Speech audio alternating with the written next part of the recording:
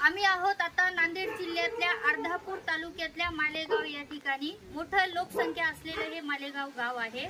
आता या ठिकाणी आम्ही ज्येष्ठ नागरिकांची एक मीटिंग घेतलेली आहे। आपण इकडे बघू शकता की 60, 70, 80, 84 वय असलेल्या या महिला आहेत। मार्क्सवादी कम्युनिस्ट पक्ष लोकविकास संघर्ष समितीच्या माध्यमातून ही बैठक घेतलेली आहे। यांचे प्रश्न काय आहेत जरा लक्षात घ्या। वयाचे 60 वर्षे, 70 वर्षे, 80 वर्षे उलटून गेलेले आहेत। बीपी, शुगर, ताप, थंडी या आजारांनी ग्रस्त या महिला आहेत। या महिलांचं म्हणणं आहे की यांना जे निराधार योजना आहे ती योजनेचा लाभ मिळाला पाहिजे। आपल्याला माहित असावं की अनेकदा, मी म्हणत नाही एकदा, अनेकदा गावातल्या प्रतिष्ठित लोकांनी, लोकप्रतिनिधींनी अनेकदा निवडणुका आल्या की फॉर्म भरून नेले। तुम्हाला निराधाराची योजना लागू करतो, जी निराधार योजना जे 1500 रुपये सरकार देतो, परंतु यांना अद्याप कुठलाही या योजनेचा लाभ मिळत नाही।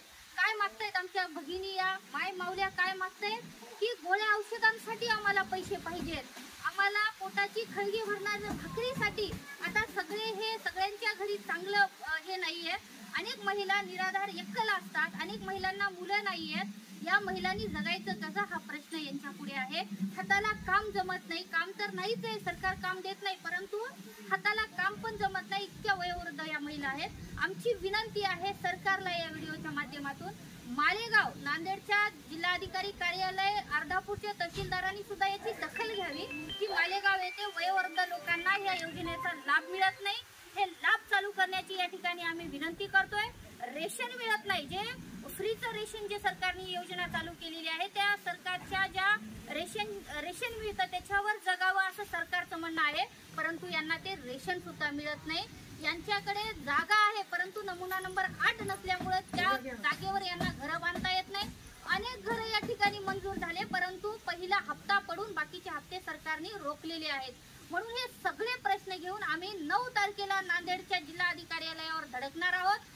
जर आम्हाला तिथं न्याय मिळाला नाही तर आम्ही अर्धापूर तहसीलला घेराव घालण्याची या ठिकाणी तयारी केलेली आहे। आपण जरी व्हिडिओ दाखवला तर हे बौद्धविहार आहे, गेली 10 ते 12 वर्ष झाले बौद्धविहाराचं काम पूर्ण होत नाही, यासाठी सरकारकडे बजेट नाहीये। हे खूप शोकांतिका आहे या मालेगावची।